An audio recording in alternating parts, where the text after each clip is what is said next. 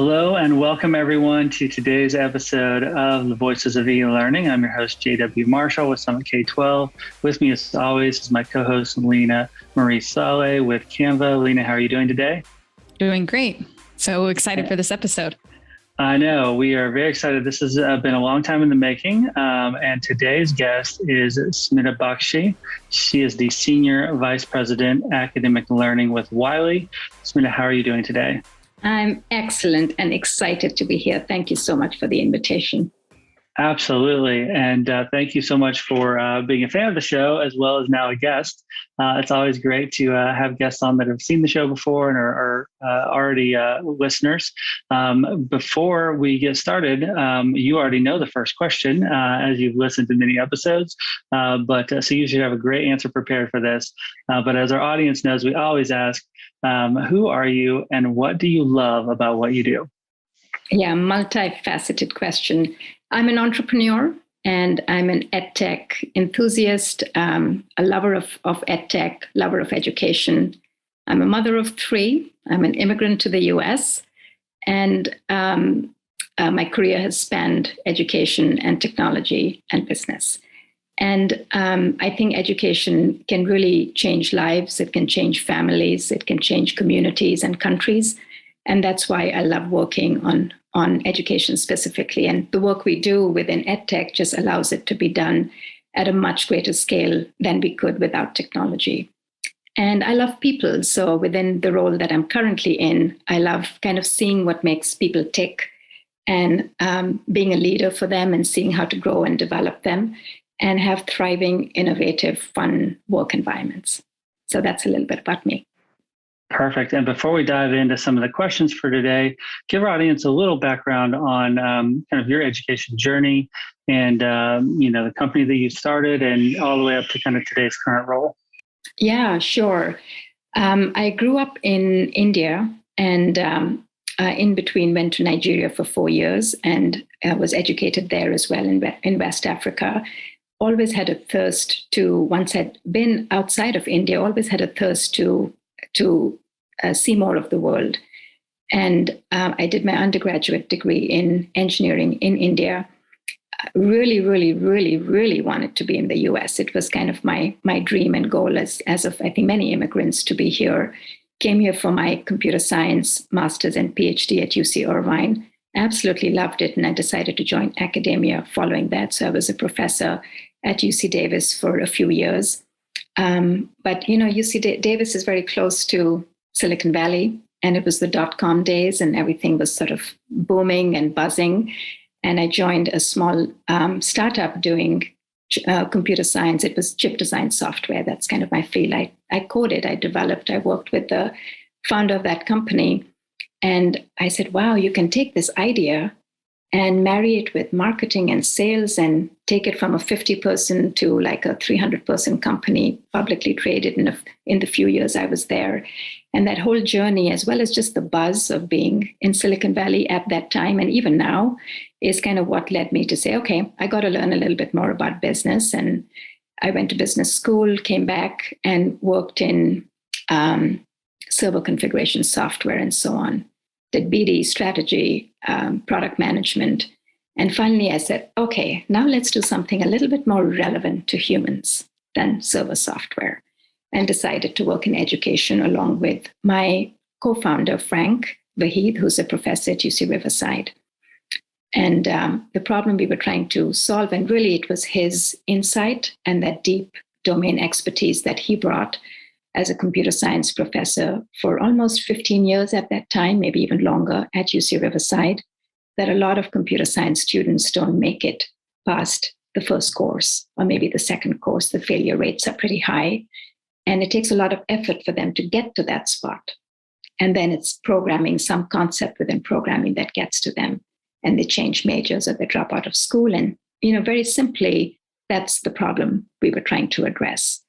And we started a company called ZyBooks and focusing on that problem, interactive STEM learning, interactive computer science education, just incorporating the learning, the assessments, the student feedback, the scaffolding, replacing traditional textbooks, helping the instructor and the student, and did tons and tons of research along the way to figure out what aspect of it works.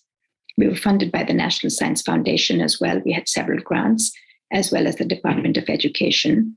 And we got our company to a point where we were probably used by close to 500,000 students, about 600-700 different schools, mostly in the US, higher ed institutions, and then decided to join Wiley in 2019 so that we could grow more. And Wiley has really invested within this space, within the company, the group, and we have grown only, especially with COVID as well, at a faster clip since then. And very recently, I took on the role of managing not just computer science and engineering for Wiley, but all of the other disciplines that we service and that we serve within Wiley, which is math and chemistry and psychology, and other products as well. We have a number of different platforms, Wiley Plus and Alta, and I manage that business now. So that's my journey.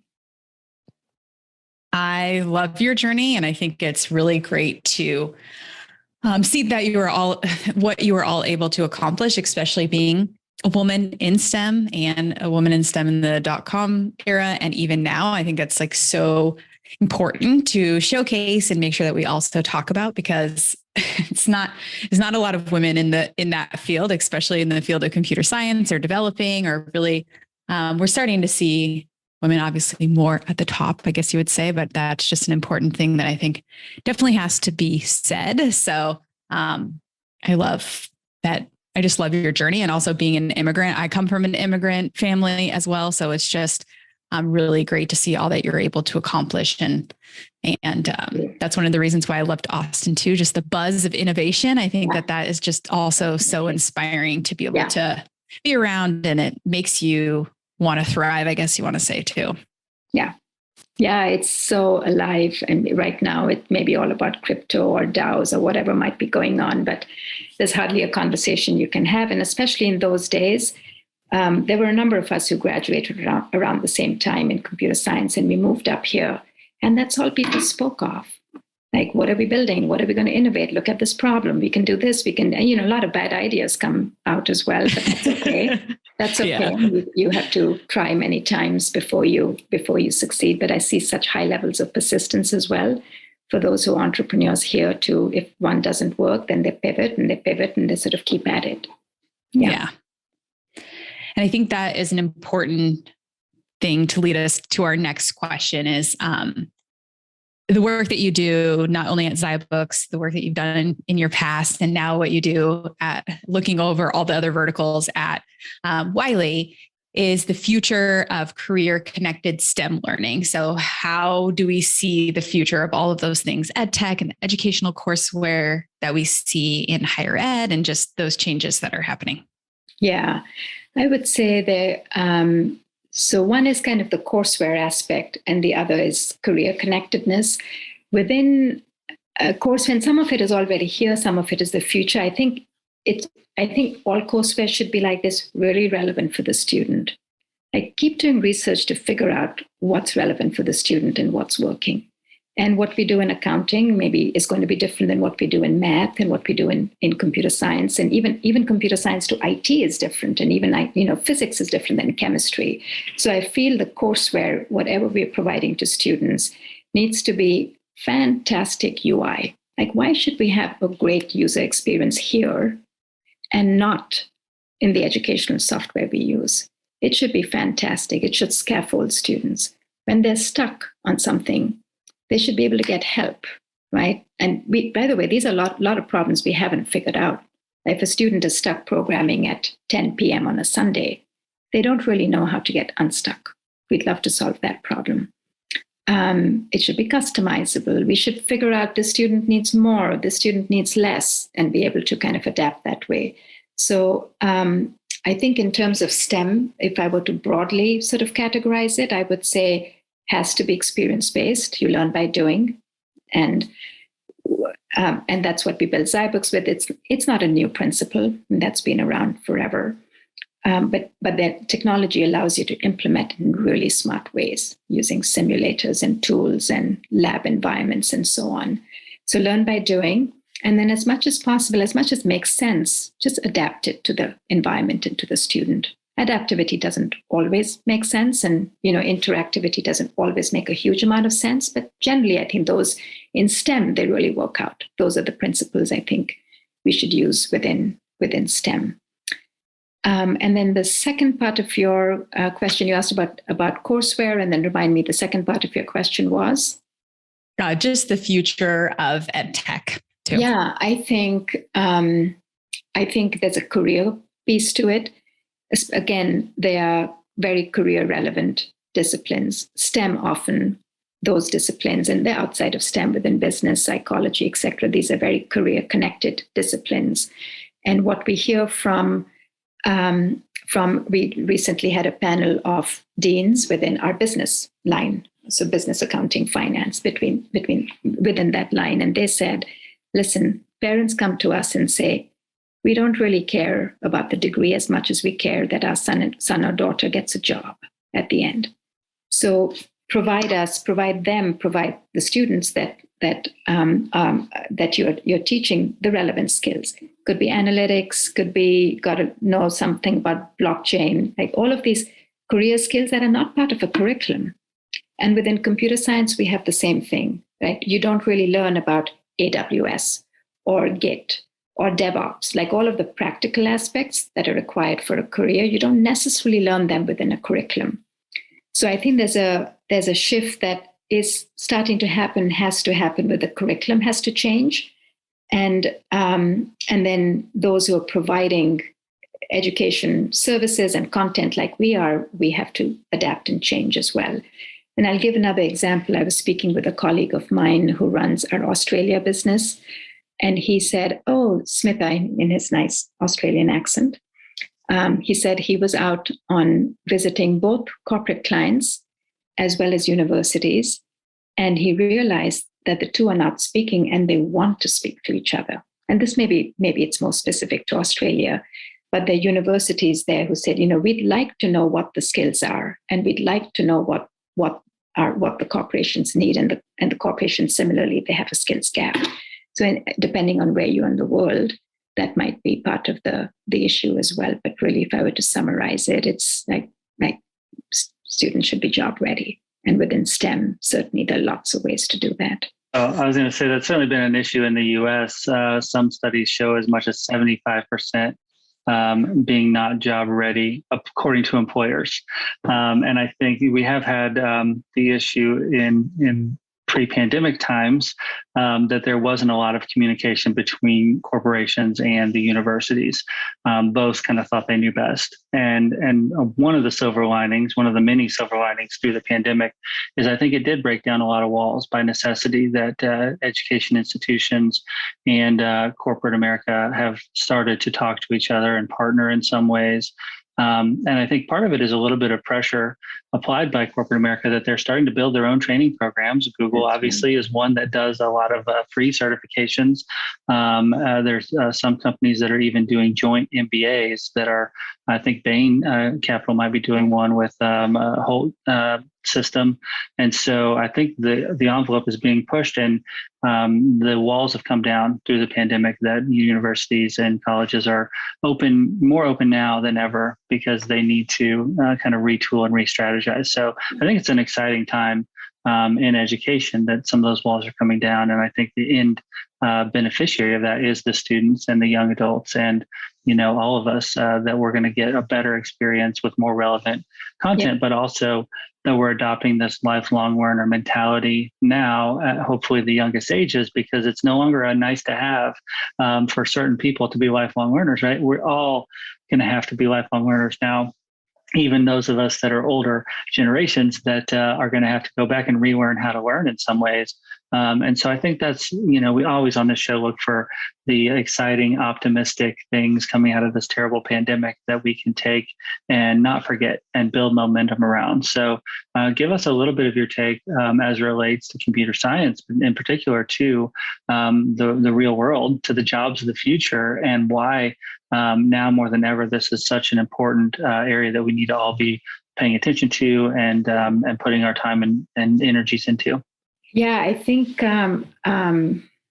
it's technology married with another discipline is where the need is and kind of where the futures are. So if you think about it, something simple like UI, UX, right? Just being able to design an interface, you really need to bring together design and some technical expertise.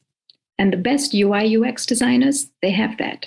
They can think programming, and they know the basics of computer science, and they have that passion and skill in design. I'll give you other examples. I was recently, actually today, on a call where we were talking about finance, and it was actually about our business accounting finance line.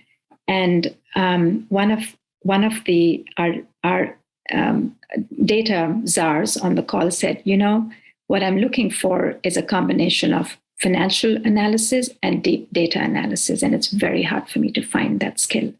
You look at epidemiology. You need to know epidemiology, but in order to really make even COVID, my nephew was actually working in Geneva in epidemiology when COVID first broke out. He was working with the WHO, and he's doing Python and R.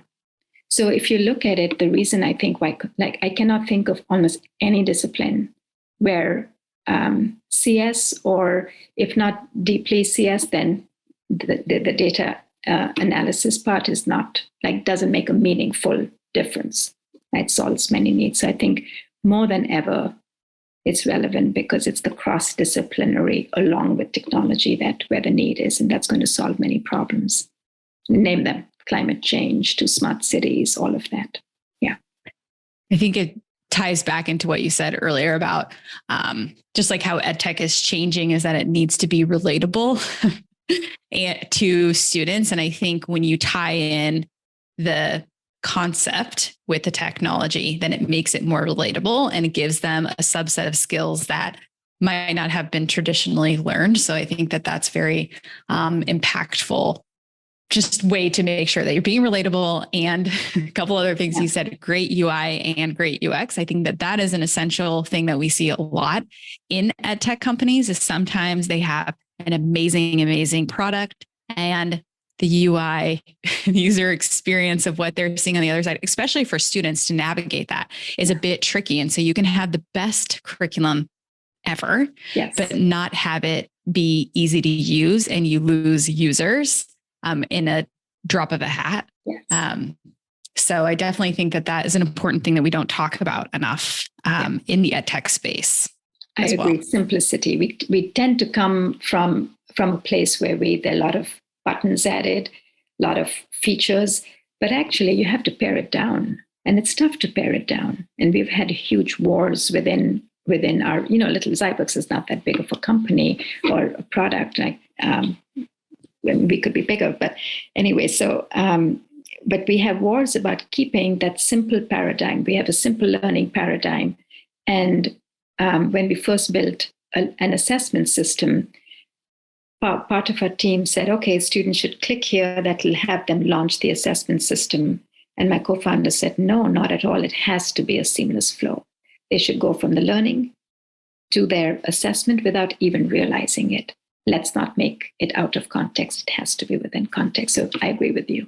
And I think they call it feature creep, where just over time you add more features and more features. You want version 2.0, 3.0, but you don't ever take any away typically. And so you end up, I worked with one of the clicker companies way back in my early ed tech days, and I was with a software company, and they talked about how the clickers just kept getting bigger and bigger and more buttons, to eventually you couldn't find the play button, or you couldn't find the answer button, and they had to totally redesign. So what advice would you have for ed tech companies that are maybe startup or mid-sized, they're growing fast, and they want to be all things to all people and add all the features to, sell to everyone, but they may not know it and naively run the risk of, diluting their core, value proposition, because they've now kind of spread themselves so thin. And we see it with big LMSs and things, or even, the Salesforces of the world to some degree. It's like, you can do anything, but it takes, weeks of training to figure out how to log in sometimes. Yeah. I feel pretty passionate about this topic. And in fact, it's been something we've been discussing within Wiley as well, within just the products that I manage. It's actually good to have a point of view. And that point of view is going to be kind of your point of view. So I'll give, a couple of points. Like as an example, Zybooks has a point of view, which we say, less text, more action. So if we're explaining a concept, let's say recursion in computer science, which is a tough concept for students to understand, we have a few lines explaining what it is, few sentences, 3, 4, 5 sentences. And then we take students into an animation. And then we have them respond to a question. And then they do a problem. And when an instructor looks at that, they'll say, that's it? That's all you have? You're telling me it's just 1 or 2 screenfuls? But this used to be 15 or 20 pages in my textbook. And I want more.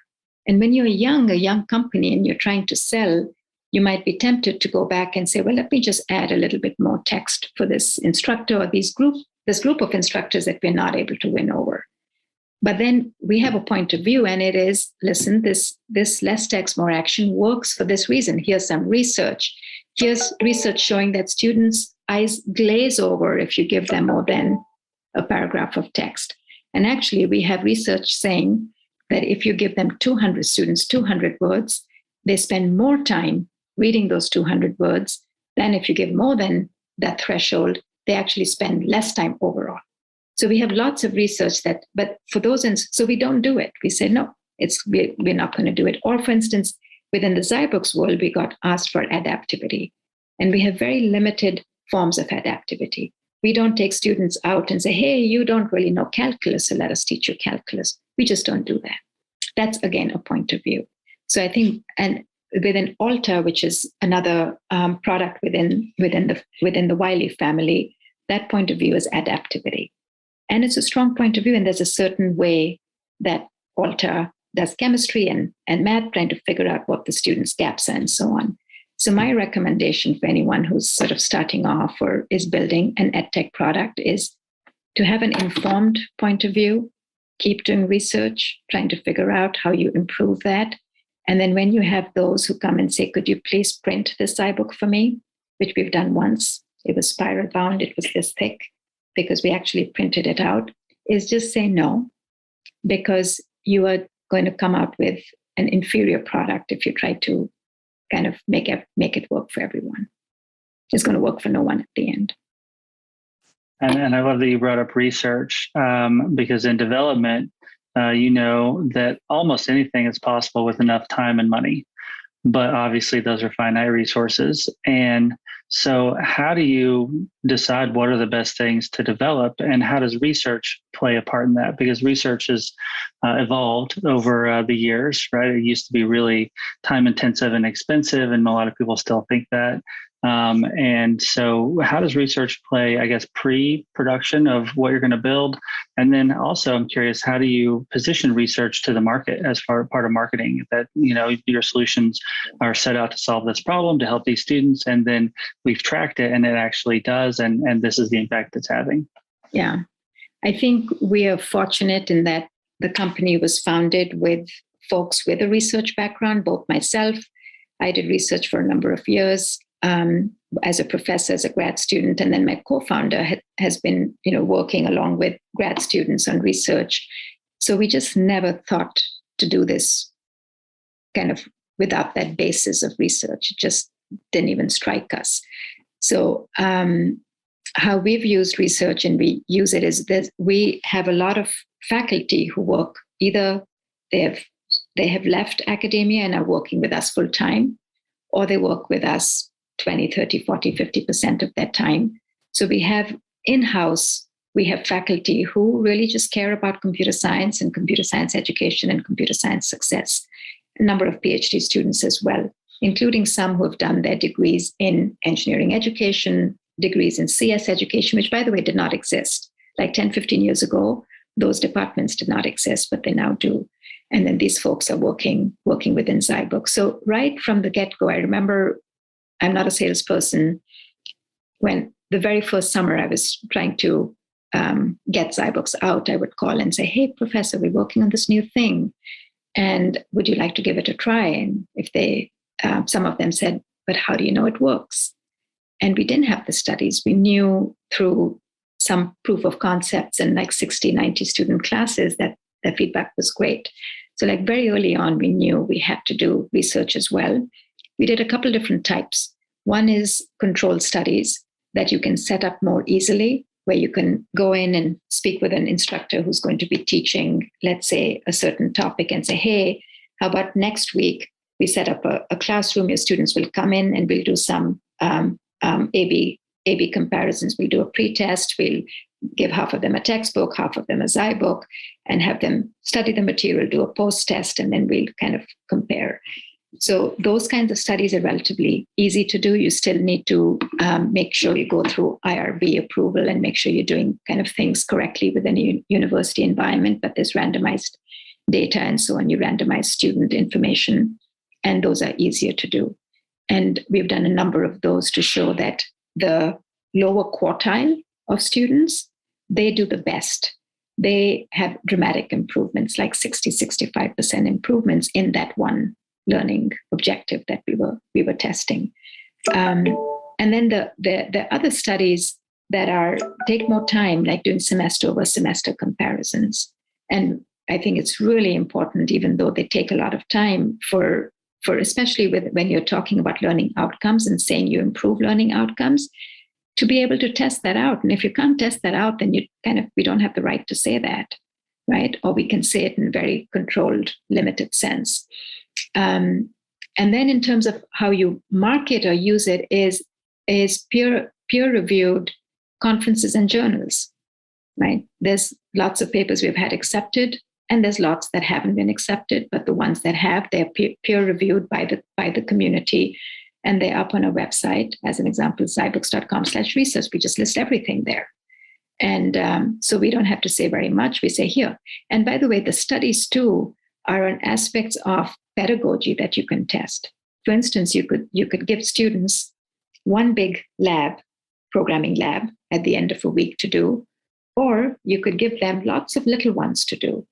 And you can compare and you can do A/B tests between, is this approach better or this approach better? And then once there's enough statistically significant data behind it, then publish it and sort of lead the community in a direction that we believe is going to be most successful for computer science students. Sorry, I keep talking a lot about Zybooks because I've been immersed in it for many years, but I think these principles just apply to any aspect of EdTech and courseware. Yeah. But I think it's really great to hear of your perspective of how it changed from Zybooks, because I think that's also what led you to where you are now. So I just think it's important to tie into your findings and those types of things. So speaking of that, you talked to us a little bit about the leadership that you have within EdTech and how you can use that to basically grow your business, scale, and also to keep innovating as you basically grow your products. Yeah, you're saying generally, yeah, or just in your experience, what types of approaches or things have you taken to? You've shown great leadership. So how can someone do that? Yeah, I think getting the basics right. If you start with firstly a real problem, a real need, and you deeply understand it. Like having that, I think that domain expertise is really helpful and it's essential. And again, you can generalize it to anything, not just education, right? You deeply understand that problem and you're solving a real problem. That's the basic. And I always think if you get that product market fit right, you have the need and you have a product that's uniquely addressing that need in the best possible way, then I feel everything else and I would tell my team this all the time, everything else will fall in place, right? So if you have that right, then it's easy to go to an instructor and say, hey, why don't you try this instead? Because your students will benefit. It's easy to go to a student and say, hey, this is going to be $60. And actually it's better than the free or the pirated copy or whatever you might get, because this will help you. And it's good for universities and institutions and everything just again falls in place. So I always say, just start with that product market fit, knowing you're doing a great problem, working on a great, and then there, I mean, I think EdTech specifically, our markets are very distributed. They're complex because within higher ed, as an example, you have the concept of academic freedom, and there's a lot of good to it, but there's some aspects that actually slow down the spread of innovation as well, because there is academic freedom. So every instructor can choose how they want to teach, whether or not deep down they know it's the best way, but they have the ability and the flexibility to do that. If you go to K-12, you have to approach districts, and that's another kind of beast. So I think within EdTech, what my advice always is to really persevere. Once you get that product market fit, I don't think it's overnight success, but you can get long-term success. You can get long-term success by having that solution and then getting creative in terms of adapting it for different markets, what international needs, what the UK needs is a little bit different from Australia, which is going to be different from here, and you have to adapt to that market. And once you have that, I think there could be a little flywheel going that can help with expansion. Yeah, and I want to shift gears just a little bit as we're running out of time. There's one more topic I want to cover. Talk to us about ways to support academic integrity. Wow, hot topic these days. Yes. Right. Yeah. Again, I was telling Lena at the start when we were chatting that as COVID happened, the need for us to do something about it and support our instructors, where an instructor could legitimately be able to differentiate students who've put in more effort, who know the material better. So, give out just the grading system. An A means an A B means a B. And it is an instructor's responsibility to make sure they're doing that. And several instructors came to us and said that as things moved online completely and assessments were online, help us. We know that there are lots of ways to cheat the system, and and students do it. And there's kind of three different approaches that we took. By the way, we changed our roadmap substantially to kind of focus on that, on academic integrity. On the technology front, we, as an example, started working on highly super randomized problems that are also auto-graded. So again, recursion, you could test it, but then you can change the variables and give slightly different variations of the problem. So those could be used within to give out quizzes and for homeworks and so on. So highly randomized, we call them golden challenge activities in our environment, and then auto-graded as well. And giving instructors also knowing that making sure that it's credible, right? That we're actually doing it and being able to test that. We started gathering a lot of metrics to show what students are actually doing. And then letting instructors know and for instructors to let students know, hey, we can see what you're doing. We can see that you did this programming assignment and you got it right the very first instant. And you did that every time. Or no, you tried, you got this right, you got that wrong, you try it again. We call that a coding trail. And we actually we put out that coding trail with every lab activity, and an instructor can see that and students can see that. So there was one kind of just within the product, just plagiarism checking, things like that. The second was instructor education as well. Best practices of what works and what doesn't work. And these may not be tech specific. For instance, being very clear to students as to what cheating really means or what is academic integrity. Sometimes there isn't that clarity.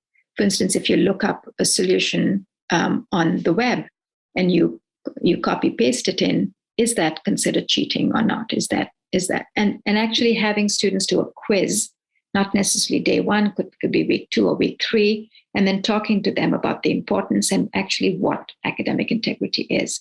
So once our instructors, my co-founder, other folks tried these, then again, we have about 5,000-6,000 instructors in computer science who use zyBooks. So we're able to kind of share that best practice as well. And then third is lots of research again around student behavior, what's working and not. So it's a topic area that we really really care about, and we're still spending a lot of effort on it. We think it's the responsibility of EdTech providers to allow instructors in turn to be able to offer high integrity solutions. Yeah, and on that note, we'll end on hopefully a more positive note than that. Talk to us about the importance of failure in computer science and in education, and learning from failures, and talk about the iterative process. Even starting a new company, right? There's plenty of failures along the way. And so I don't know if this is taking us in the direction of competency-based learning versus standardized testing, but it does seem to be, at the higher ed level, catching on more and more that you want to build something, and building things is messy and it takes iteration. And I think that's permeating down into the high school and the K-12 space as well. But give us some hope for the future. Is that something we're going to see more of? And how can we harness that spirit of innovation through failure and through iteration and persistence?